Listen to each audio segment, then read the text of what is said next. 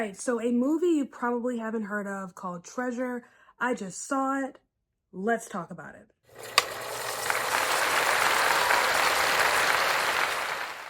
Again, the movie is called Treasure, directed by Julia von Hines, stars Stephen Fry and Lena Dunham. A question I get quite often is like, how do you find out about all these movies? I've never even heard of this movie. Two ways. Number one, boxofficemojo.com. This is not a sponsored post. I've just been living on boxofficemojo.com for I don't know how many years at this point. But boxofficemojo.com has a calendar. You can search by month and year. And that's how I know what movies are coming out. And then I keep a list, like dates and names of the movie, like the studio, in the notes app on my phone. Also, I go to the movies a lot, so I see almost every trailer, and that's how I found out about this movie called Treasure. I'm gonna be real for a hot second. I almost skipped out on this. I was like, I don't know if I want to watch this because I find Lena Dunham to be insufferable. I don't like her. She's the male version of Billy Eichner for me. Like, I just rather not. This is one of those like discovering your roots kind of plots. So Ruth plans a trip to Poland to visit the place where her mother and her father are from. Her mother has been passed for about a year now. They're Holocaust survivors. They survived at Auschwitz, and she wants to, see where she came from, see where her father grew up. Her father decides to tag along for the ride, and it's an emotional journey for him because this is the first time he's been back since the liberation. So this movie is based on a book called Too Many Men by Lily Brett, and I'm a little disappointed because I just read a plot summary for that book, and there's one little detail that they left out of the movie. Sorry, spoiler alert. But in the novel, it's pretty much the same thing. You have Ruth and Edith who are in Poland, revisiting Poland, and also revisiting Auschwitz. But unbeknownst to them, they're also accompanied by the ghost of Rudolf Huss. Now, this is in the novel. Rudolf Hoss, I guess, American Standard English, we would pronounce it Hoss, was the commandant of Auschwitz. If you saw the movie Zone of Interest, that's him. And man was awful evil. He was all kinds of just bad. But before he died, he came to see the error of his ways and encouraged his children the best he could to just be better. So eventually he realized how wrong he was and how brainwashed he was.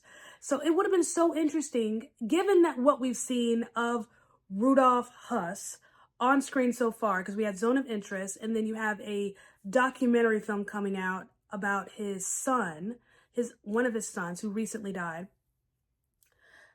It would have been interesting to see this fictionalized version of Rudolf Huss. This, what it would have been like to see Rudolf Huss re-experience Auschwitz as a dead man, so to speak. Because again, prior to his death, he came to see the error of his ways. So the fact that that little element was not included in the movie makes me a little sad. I felt like that would have given this movie a little bit of life. It would have plumped up the plot a little bit because this movie was dead boring. The concept is so precious, so sweet, and very tragic, obviously, because you have this Holocaust survivor going back to his home for the first time. Not just the home where he grew up, but in a twisted sense, because he ends up calling Auschwitz, at some point in the movie, he calls it home. Kind of in a joking manner, because that seems to be the way he likes to cope, is, either by throwing negative attention towards his daughter or by making a joke of things. But it was just not well written. The chemistry between Stephen Fry and Lena Dunham, because they're supposed to be father and daughter, it was just not there. Even though there is an emotional estrangement, it seems, between the two, there's still something missing in their relationship. They don't feel related. They feel like strangers who just happen to be at the same place at the same time. I don't know if it was a writing problem or an acting problem. I'm not sure where to point the blame, but their chemistry wasn't working. The plot was very weak because this whole trip is Ruth's idea. She's the one that wants to go and discover her roots, see the place where her father and her mother grew up, but we're not really given a good why. We see there are some things about Ruth, she's struggling with her weight. She's trying to eat healthy. She's wanting to exercise. You can tell she feels a little self-conscious about her body. She's overweight. She's obese, I guess you could say. But there are little things that we're seeing just in her eating habits and just the way she's, running and exercising. She's trying to make healthier decisions. So there's obviously this self-conscious issue about her body.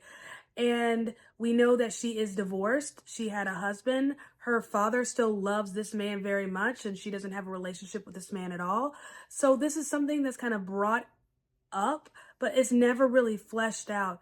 We're never really given a hard why as to why she's doing this. Oh, well, I'm just here discovering her roots. Okay, boring.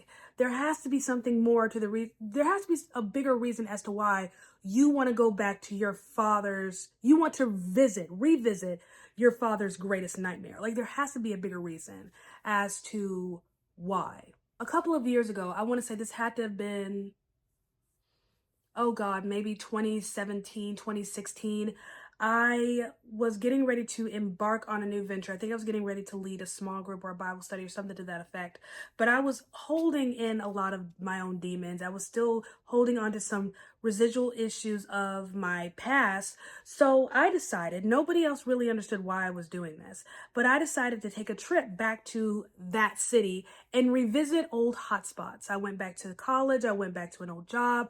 I went back to, the church I used to go to. I visited the house where I got saved. And then I visited the house where the absolute worst thing that's ever happened to me happened. I needed to face those demons before I could move forward.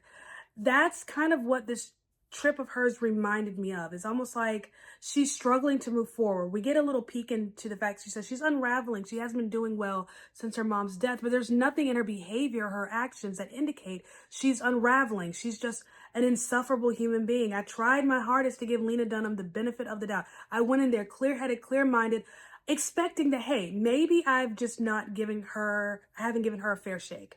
Maybe I'm just not a fan of her comedic acting. Maybe she's one of those comedic actors who's just a better dramatic actor.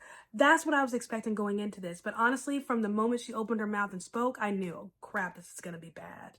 There's almost a cowardly approach to this because this movie really heavily relies on our understanding of the Holocaust, of Auschwitz, of what happened to the Jews when they were taken from their homes and moved to ghettos and then put on trains. Like, this movie really heavily relies on our understanding of history instead of taking us deeper into it on a personal level. It's very cowardly. This movie stays on the surface, but hopes we'll dig our feet just a little bit. Does that make sense? I think this movie had all the potential in the world. I keep saying this. I just need to make a list. Great idea, poor execution. Great idea for a movie, going back and revisiting like the greatest family tragedy ever, like the greatest tragedy of their family history, and all the emotions associated with that trip, and also all the emotions associated with the reasons for that trip. Great idea, but this was just poorly executed. It's like the screenwriter here, they definitely favored one character over the other, because Edic, Stephen Fry, I feel like his character had more dimension. He was better well written. He was definitely more likable as a character. And then Stephen Fry, being Stephen Fry, just outacts everybody. He's an incredible actor. And then you have Lena Dunham's character, who from the very beginning, she's just annoying. She's whiny. She's just unlikable. Not even sympathetic. Like, there's nothing about her behavior that's sympathetic. You can't even feel her frustration. It's like you're upset because of why. And I think that has a lot to do with character development. She's not really pulled apart and fleshed out properly. So all we're left with is this nasty behavior and no reason. And now I'm annoyed and I'm looking at my watch thinking, holy crap, are you kidding me? We have a whole hour left of this. I don't even know if I laughed. I don't remember. I almost fell asleep. That's honestly it. I have nothing else really to say about this movie. I just wanted to put my thoughts out there and then go about my business. But if you happen to see the movie, it is, I don't know if it's a limited release, but it is, smaller, independent kind of movie. If you happen to see it, please let me know your thoughts.